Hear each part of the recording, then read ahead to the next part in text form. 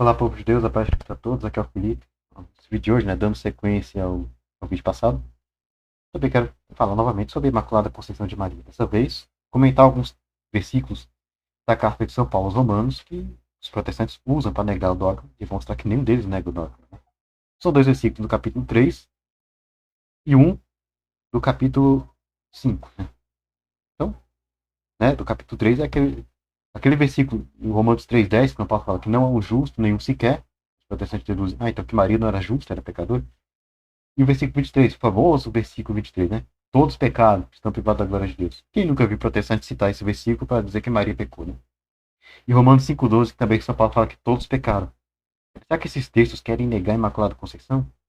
Então, vamos mudar aqui a cena para mostrar, né? Então, estou aqui com a Bíblia aberta, né, na carta de São Paulo aos Romanos, né? O primeiro versículo eu falei isso aqui, ó, o 10, Romanos 3,10. Não há nenhum justo, não há sequer um. E o outro é o 23. Com efeito, todos pecaram e todos estão privados da glória de Deus. Esses são os versículos do capítulo 3, do capítulo 5 eu vou tratar depois. São versículos que são tirados do contexto. Então, primeira coisa, vamos ler o contexto aqui para a gente entender, né? Para entender o versículo, para entender o texto, vamos ler o contexto, né? Não ler texto fora de contexto. Então, vamos ler a partir do versículo 9. Então começa assim, ó. Então, avantajamos-nos a eles quem? Nos, ou seja, São Paulo e os judeus, né? A eles, os pagãos, os gregos, né? De maneira alguma. Pois já demonstramos que judeus e gregos estão todos sob o domínio do pecado, como está escrito. Onde que ele demonstrou que judeus e gregos estão todos sob o domínio do pecado? Capítulos 1 e 2. Vamos voltar para o capítulo 1 e depois do 2. Porque para entender o capítulo 3, tem que entender os capítulos 1 e 2 também. Tem que ler os capítulos 1 e 2. É sequência, né? Precisa entender todo o contexto que São Paulo está falando. Então, vamos ler o capítulo 1 a partir do versículo 20 aqui. Desde a criação do mundo, as perfeições invisíveis de Deus, o seu sempre eterno poder e divindade, se tornam visíveis à inteligência por suas obras, de modo que não se podem excusar. Não se pode fugir delas, né? Porque conhecendo a Deus, não o glorificaram como Deus, nem lhe deram graças, pelo contrário, extraviaram-se em seus vãos pensamentos, e se lhes obscureceu o coração insensato. Pretendendo-se sábios, tornaram-se estultos. Mudaram a majestade de Deus incorruptível em representações e figuras de homem incorruptível, de aves, quadrúpedes e répteis. Por isso Deus os entregou aos desejos de seus pecados, à imundície, de modo que desonraram entre si os próprios corpos, trocaram a verdade de Deus pela mentira e adoraram e serviram a criatura em vez do Criador, que é bendito pelos séculos. Amém. Por isso Deus os entregou às paixões vergonhosas. Suas mulheres mudaram as relações naturais em relações contra a natureza. Do mesmo modo como também os homens, deixando o uso natural da mulher, arderam em desejos uns para com os outros, cometendo homens com homens a torpeza, e recebendo em seus corpos a paga devida ao seu desvario. Como não se preocupassem em adquirir o conhecimento de Deus, Deus entregou sentimentos depravados, e daí seu procedimento indigno. São repletos de toda espécie de malícia, perversidade, cobiça, aqui ó. Cobiça, maldade, cheios de inveja e homicídio, contenda, engano e malignidade, são difamadores, caluniadores, inimigos de Deus, insolentes, soberbos, altivos, inventores de maldades, rebeldes contra os pais, ou seja, são insensatos, desleais, sem coração, sem misericórdia. Apesar de conhecer o justo decreto de Deus, que considera dignos de morte aqueles que fazem tais coisas, não somente os gratificam, mas também aplaudem os que a cometem. Ou seja, aqui está falando dos pagãos, né, dos gregos, no caso. Não conheceram a Deus, não quiseram, né, servir a Deus. Mesmo que Deus tenha se revelado pelas suas obras, pela sua criação, eles não quiseram reconhecer Deus. E daí, né, não seguiram a lei de Deus. E acabaram numa depravação moral muito grande. Tão grande que não tinha praticamente nenhum justo. Tão grande que o pecado se tornou uma coisa generalizada, né, entre os pagãos, né? Então, agora, no capítulo 2, São Paulo vai falar dos judeus. Mais abaixo, eu vou ler aqui a partir do... Aqui, a partir do 17. Mas tu que és chamado judeu e te apoias na lei e te glorias de teu Deus, tu que conheces a sua vontade, instruído pela lei, sabes aquilatar, ou seja, julgar, analisar a diferença das coisas. Tu que te ufana, ou seja, te vanglorias, né? De ser guia dos cegos, luzeiro dos que estão em trevas, doutor dos ignorantes, mestre dos simples, porque encontras na lei a regra da ciência e da verdade. Tu que ensinas aos outros, não te ensinas a ti mesmo. Tu que pregas que não se deve furtar, furtas. Tu que dizes que não se deve adulterar, adulteras. Tu que abominas os ídolos, pilhas os seus templos. Tu que te glorias da lei, desonras a Deus pela transgressão da lei. Porque assim fala a Escritura, por vossa causa o nome de Deus é blasfemado entre os pagãos. Ou seja, São Paulo está dizendo o seguinte, os judeus também, eles viviam na depravação moral grande. Eles tinham a lei, só que eles não seguiam a lei. Eles pregavam a lei, mas não seguiam a lei, não viviam a lei. Viviam uma depravação moral grande, tão grande como os pagãos. É por isso que São Paulo, voltando para o capítulo 3, né, vai dizer, aqui no versículo 9, que judeus e gregos estão todos sob o domínio do pecado. Aí, e vai dizer o que ele fala, o seguinte, ó, não há nenhum justo, não há sequer um. Não há um só que tem inteligência, um só que busca a Deus. Extraviaram-se todos e todos se perverteram. Não há quem faça o bem, não há sequer um. É interessante ver também o contexto desse salmo que está citando. Ele está citando o Salmo 13. Né? Na Ave Maria é o Salmo 13, nas outras vai ser o Salmo 14. É interessante ver o contexto desse salmo. Vamos ver o contexto para a gente entender. Salmo 13. O salmo é pequeno, só tem 7 versículos. Né? Vamos ler o salmo inteiro aqui, ó. Ao mestre de canto, salmo de Davi. Até quando, Senhor? Né? De todo vos esquecereis de mim? Por quanto tempo ainda desviareis de mim os vossos olhares? Até quando aninharei na angústia da minha alma, e dia após dia tristeza no coração? Até quando se levantará o meu inimigo contra mim? Olhai e ouvi-me, Senhor. É. Ó meu Deus, iluminai meus olhos com a vossa luz, para eu não adormecer na morte, para que meu inimigo não venha dizer venci-o. É o salmo seguinte, aqui é o salmo 13, é o salmo 14. Aqui ainda está na numeração segundo as outras bíblias, mas na Ave Maria é o 13. Aqui, quer ver? Aqui, ó, exatamente isso aqui, ó. Ao mestre de canto, de Davi, diz o insensato em seu coração, não há Deus, corromperam-se os homens, sua conduta é abominável. Não há um só Deus, um só que faça o bem. O Senhor dota o céu, observa os filhos dos homens, para ver se acaso existe alguém sensato que busque a Deus.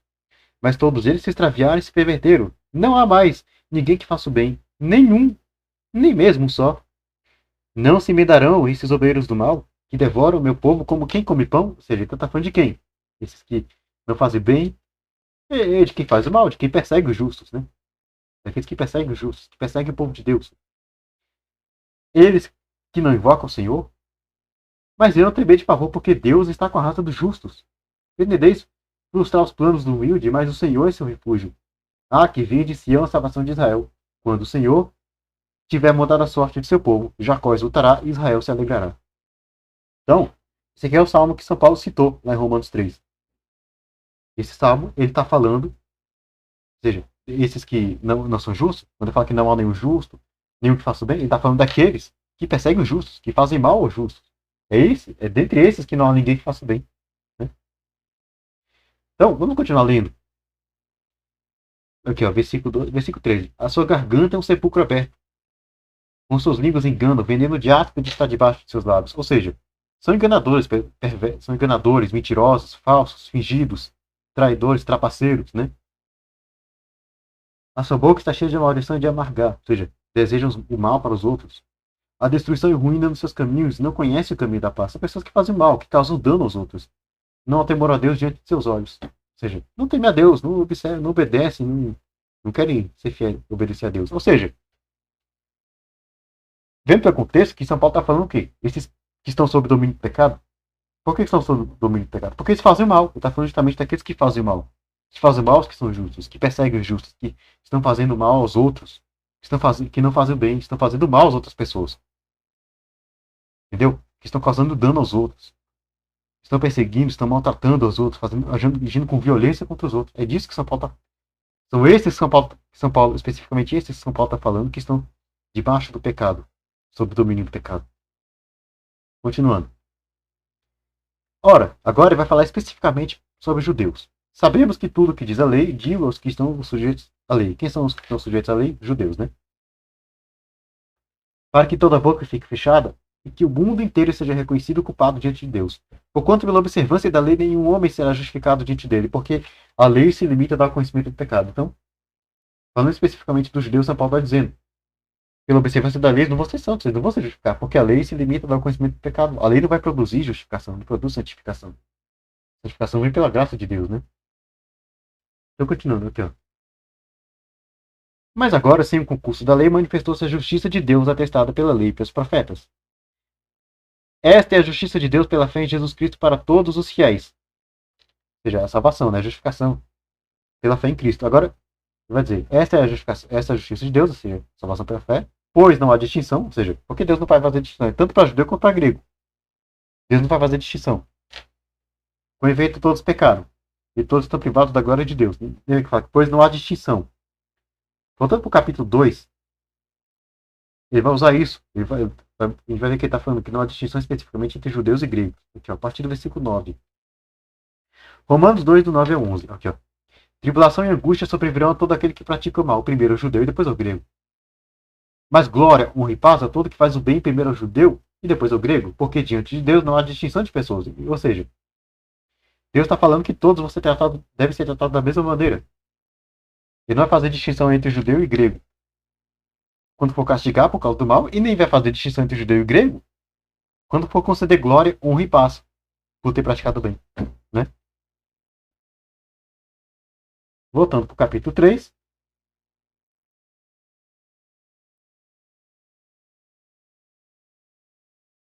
Então, a gente vê que aqui no versículo 22, quando fala que Deus não faz distinção, ele está falando não faz distinção entre judeus e gregos. Porque com o texto ele começou falando de judeus e gregos, né? Não há distinção. Deus não vai fazer distinção entre judeus e gregos para a salvação. Ou seja, tanto o judeu quanto o grego, todos merecem a salvação. Todos têm direito de buscar a salvação, né? Com efeito, agora vem, todos pecaram e todos estão privados da glória de Deus. E todos que pecaram? Todos que merecem a salvação, esses fiéis que merecem a salvação. Judeus e gregos. Né? Que são justificados gratuitamente por sua graça, tal é a obra da redenção, realizada em Jesus Cristo. Deus destinou para ser, pelo seu sangue, vítima da propiciação mediante a fé. Da propiciação mediante a fé. Assim ele manifesta a sua justiça, porque no tempo da sua paciência, ele havia deixado sem castigo os pecados anteriores. Assim digo eu. Ele manifesta a sua justiça no tempo presente, exercendo a justiça e justificando aquele que tem fé em Jesus. Onde está, portanto, o motivo de se gloriar? Foi eliminado. Por qual lei? Pela das obras? Está falando da antiga lei, que prescrevia quais obras? Circuncisão, sábado, guarda de sacrifício de animais, proibição de alimentos, essas coisas, né? Não, mas pela lei da fé. Porque julgamos que o homem é justificado pela fé sem as observâncias da lei. Então veja que a partir desse versículo aqui, quando São Paulo começa a falar da lei, ele começa a argumentar para chegar na conclusão de que a salvação vem pela fé e não pela observância das obras da lei. Ou seja, a salvação não vem por observar a circuncisão, por observar a proibição de alimentos, por observar sábado, por observar sacrifício de animal. Não vem por isso. Vem da fé em Jesus Cristo. Então, quando São Paulo fala que todos pecaram, no primeiro momento ele se refere ao que? A todos que, entre judeus e gregos, a todos que fazem o mal. Depois, especificamente sobre os judeus, ele fala daqueles que estavam sob o jugo da lei. Os judeus, especificamente, ele fala dos judeus que estavam sob o jugo da lei. Porque, estando sob o jugo da lei, eles não se santificaram, eles fizeram mal, eles transgrediram. Não é? Eles transgrediram a lei. Porque, como São Paulo disse, a lei não nos justifica. O que justifica é a fé. Né? A lei não produz justificação. Então, e já vê que é evidente que Maria não está inclusa. Observa que, no primeiro momento, quem pecou? Todos que pecaram, todos, entre judeus e gregos, que fazem o mal. Os pecados que está falando especificamente é o mal aos outros. Todos que estão fazendo mal aos outros. Maria nunca fez mal a ninguém. Então, ela não pode ser inclusa entre aqueles que fazem mal aos outros. Não é? Ela não pode ser inclusa entre aqueles que São Paulo fala, quando São Paulo diz que não há nem o justo nem o sequer. Até porque, como falei, o contexto do salmo que São Paulo cita, ele está se referindo ao Salmo 13 ou 14, que fala que não há nem o justo entre os que fazem mal ao justo. E também porque o Novo Testamento cita alguns justos, né? Você pode ver, São Mateus 1,19 diz que São José era justo. São Lucas, acho que é 2,25, São Lucas 1, a partir do 5 ali, diz que Zacarias e Isabel eram justos. São Lucas 2, 25 e 26, o velho Simeão era justo. Atos dos Apóstolos 10, acho que versículo 22, se não me engano, vai dizer que Cornélio era justo. Então tinha pessoas justas, né? Então, é óbvio que não, quando fala não há nenhum justo, nem sequer também nem sequer não é nada sem exceção, não é uma regra sem exceção. São Paulo, de tudo isso, ele está falando especificamente daqueles que fazem mal às outras pessoas. Né? Fazem mal aos outros. especificamente com relação aos judeus, São Paulo está falando daqueles que estavam sob o jugo da lei, né? Eles faziam mal porque estão sob o jugo da lei, a lei não justifica, se limita ao conhecimento do pecado, mas não produz santificação. Não justifica, não salva, a salvação é pela fé, né? E Maria também não estava sob o jugo da lei, estava sob o jugo da graça. Lembra da saudação do anjo? Ave cheia de graça? Então, não vou entrar aqui na questão do cheia de graça, mas vamos lembrar que São Jerônimo, quando traduziu para o grego, ele traduziu como gratia, perdão, ele traduziu do grego para o latim, né, na Vulgata, ele traduziu como gratia plena, plena da graça, né? Eu já tenho um vídeo no meu canal, eu vou deixar o link na descrição, sobre a saudação do anjo, sobre o anúncio do arcanjo Gabriel, né, 2 dogmas marianos revelados na anunciação da Nossa Senhora, né? Eu vou deixar na descrição para quem quiser assistir, que lá eu explico sobre a questão da saudação do anjo. Enfim,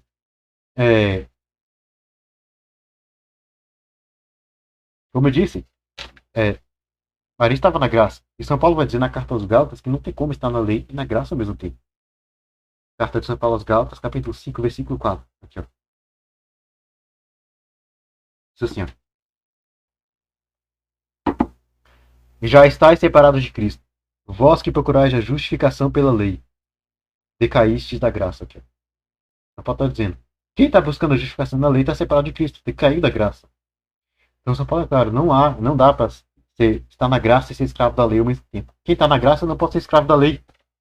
Quem é escravo da lei não pode estar na graça. Se Maria é cheia de graça, plena da graça, ela estava na graça. Se estava na graça, não podia ser escrava da lei. Entendeu? Ela não era escrava da lei. Os escravos da lei são aqueles que buscavam a salvação pela lei, achavam, né? Que estavam presos naquela lei. Achando que precisavam daquilo para ser salvo. Maria proclamou Deus como seu salvador. Eu falei no vídeo passado. Que não tem nada a ver com ela reconhecer como pecador. Mas ela reconhecia que sua salvação estava em Deus e não na observância das obras da lei. Os escravos da lei eram aqueles que achavam que a salvação estava na observância das obras da lei, né? Na circuncisão, na guarda do sábado, sacrifício de animais, na proibição de alimentos. Esses eram os escravos da lei, né? E que, porque buscavam a salvação, e isso acabavam pecando. São Paulo diz claramente: quem está na lei não tem como estar na graça, quem está na graça não está na lei. Então, voltando à carta aos Romanos, se Maria está na graça, ela não está na lei. Se ela não está na lei, então, para ela não se aplica o que São Paulo vai dizer aqui, ó. Que diz a lei, né?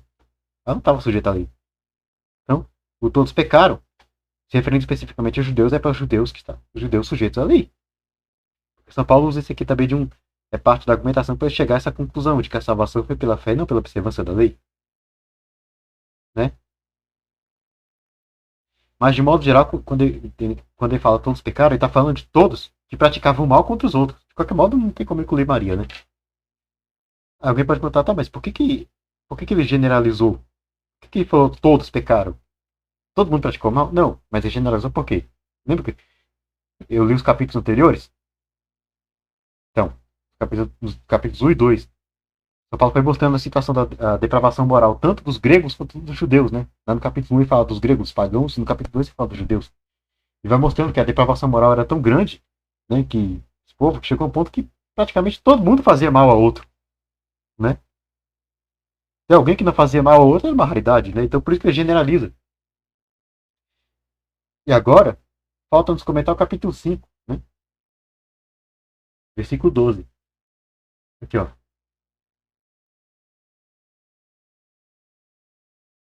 E é tão fato, né, que quem estava sob a lei pecou, né? Só para confirmar, como São Paulo disse que quem estava sob a lei pecou, né? São Paulo diz isso aqui, ó. Quem estava sob a lei pecou, e pecou muito, né? Ou seja, que a lei não santificava, então os judeus que estavam sob a lei cometeram muitos pecados, fizeram tanto mal aos outros, que não tinha que fizesse o bem. Ou seja, uma coisa praticamente generalizada. Todos praticavam o mal, né? E é por isso que São Paulo fala isso aqui, ó, Romanos 5:20. Sobreveio a lei para que abundasse o pecado. Mas onde abundou o pecado, superabundou a graça. Então a lei veio para abundar o pecado, ou seja, o pecado abundou naqueles que estavam sob a lei. Houve muito pecado. Eles fizeram muito mal, né? Ou seja, é uma depravação moral tão grande que chegou a um ponto que praticamente não tinha ninguém que fizesse o bem. Todo mundo, praticamente todo mundo fazia o mal, né? Por isso que São Paulo generaliza e fala, e usa uma hipérbole, né?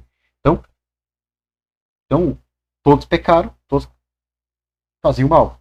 Não é absoluto. Até porque a gente tem que lembrar que todos na Bíblia nem sempre é todos sem exceção. Todos muitas vezes pode. Todos muitas vezes pode ser uma hipérbole. É só lembrar de São Mateus capítulo 10, versículo 22. Nosso Senhor Jesus Cristo dizendo aos apóstolos: sereis odiados de todos por causa do meu nome. Aí pergunta: toda a humanidade, todas as pessoas sem exceção odiaram os apóstolos? Não. Muitos seguiram, tanto que hoje tem muitos cristãos, né? Muitos acreditam em Jesus. Então, nem toda a humanidade sem exceção odiou os apóstolos. Então, ali não era todos sem exceção. Todos muitas vezes é uma hipérbole. E seria o caso de Romanos 3:23, é uma hipérbole. Até porque, é uma hipérbole, até porque, se você for parar para pensar, inclusive aqui no capítulo, no versículo 12 aqui, Romanos 5:12, também é uma hipérbole, porque se você só tem exceções, lógico que Jesus não pecou, mas além de Jesus, pensa as crianças, os bebês que morrem bebês, pensa nos bebês hebreus recém-nascidos que o faraó mandou matar lá na época de Moisés, Êxodo 1 e 2, né? E os meninos de 2 anos de idade para baixo que Herodes mandou matar, morreram bebês? Eles cometeram pecado pessoal? Não. Morreram com pecado. Só o pecado original, mas não cometeram pecado. Eles não pecaram, eles não praticaram a ação de pecar. Não cometeram pecado. Então foram exceções. Né? Mas voltando a Romanos 5:12. Por isso, como por um só homem entrou o pecado no mundo, e pelo pecado a morte, assim a morte passou todo o gênero humano porque todos pecaram. Ou seja, São Paulo está dizendo assim: como por um só homem o pecado e todo mundo pelo pecado da morte, ou seja, o pecado e a morte vieram por causa da queda de Adão, a humanidade toda caiu em Adão. Então, por consequência, a morte passou todo o gênero humano porque todos pecaram. Né? Ou seja, consequência de quê? De a humanidade cair em Adão. Então todos pecaram aqui, em primeiro momento, a humanidade caída em Adão. O dogma do pecado original vai dizer que Maria foi preservada do pecado original também. Então não caiu em Adão, ela foi preservada daquele pecado. Ou seja, ela foi excluída dessa humanidade que caiu em Adão. Mas, de qualquer modo, a intenção de São Paulo aqui não é falar que absolutamente toda a humanidade pecou, mas é o seguinte: ele diz que, veja que tem um porquê. Ele está dizendo que todos pecaram? Por que todos pecaram? Porque ele está introduzindo explicação para explicar. Porque a morte passou a todo dia humano, porque todos pecaram. Ou seja, a generalização da morte foi porque o pecado se generalizou. Foi consequência da generalização do pecado. Ou seja, ele está dizendo o seguinte: a morte se tornar lei geral para toda a humanidade é consequência de pecado se tornar lei geral para toda a humanidade. Não é, o objetivo de São Paulo não é dizer exatamente que toda a humanidade sem exceção pegou, não. Só dizer que o pecado se tornou uma lei geral porque a morte se tornou uma lei geral. Né? Ou seja, nesses textos não é o objetivo de São Paulo falar se Maria pecou ou não. Nenhum desses textos São Paulo está querendo falar de Imaculada Conceição. No capítulo 3 ele fala, a discussão é para provar que a salvação é pela fé e não pelas obras da lei. A discussão é isso, salvação pela lei, as obras da lei versus salvação pela fé. No capítulo 5 ele está falando sobre a queda original e a redenção do pecado original pela salvação de Cristo na cruz, né? Nenhum desses capítulos o São Paulo tem o objetivo de falar da Imaculada Conceição. Então, é muita passação de barra pegar algum versículo desse capítulo e tentar deduzir com base nisso o que São Paulo pensava sobre a Imaculada Conceição. Pegar um trecho de um texto que não tem nada a ver com a Imaculada Conceição e querer definir com isso que está alguma coisa, né? A Imaculada Conceição. O texto que você vê pelo contexto que não tem absolutamente nada a ver, né? É forçação de barra, né? Então,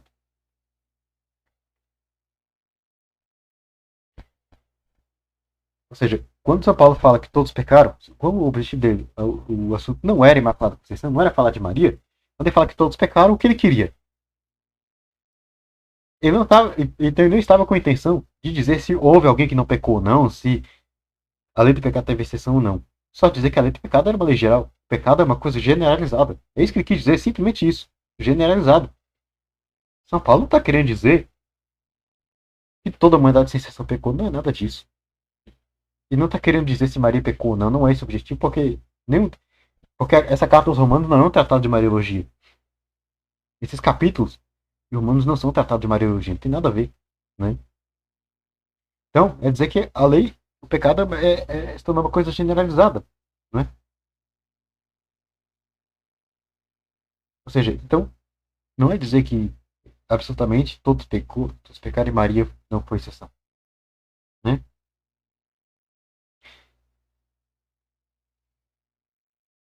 pecado era uma lei geral. Ou seja, isso, o que São Paulo quer passar nesse versículo, que roubando o versículo 12 é isso, o pecado está numa lei geral. Desde o Antigo Testamento você tinha essa consciência.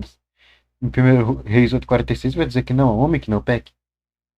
Em Eclesiastes 7,20 vai dizer que não há ninguém que faça o bem sem jamais pecar. Então, ele está dizendo que o pecado se tornou uma lei geral da humanidade. Lógico que os textos do Antigo Testamento você não tem nem como pensar em Maria como exceção, porque foi escrito séculos antes de Cristo. Maria sequer tinha sido concebida, sequer existia. Então não tinha como aqueles autores, né, de reis eclesiásticos estarem pensando em Maria como exceção. Mas de qualquer modo, a gente vê que a lei, o pecado era uma lei geral, lei geral, algo se tornou generalizado entre Israel ou entre a humanidade. É isso que São Paulo quer dizer com todos pecaram. O pecado era algo generalizado. Né? Não que toda a humanidade, sem exceção, de forma absoluta, pecaram. É porque todos que eu mostrei, nem sempre é todos sem exceção. Muitas vezes é uma hipérbole. Então é isso que eu queria mostrar, né? Se você gostou, deixe seu like. Né? Aqui, se você gostou e quiser mais conteúdo católico, além do que eu ponho no meu canal no YouTube, aqui na aba de canais recomendados do meu canal tem uma lista de vários outros canais que eu gosto, que eu indico, que eu recomendo, né? São os canais católicos, né? No centro de conteúdo católico está aqui as indicações. Se você quiser conhecer, você vai lá, pode clicar no nome, no logo e ver lá. Se gostar, se inscreve. Se não gostar, se inscreve. Estão aqui as minhas indicações. São os canais. Então é isso, né? Se você gostou, agora sim, se você gostou, deixe seu like, compartilhe, se inscreve no canal se ainda não for inscrito, ative o sininho das notificações se ainda não estiver ativado. Me segue no Instagram se ainda não me segue, @mscatólico, vou deixar o link na descrição. E é isso, até a próxima. Tchau.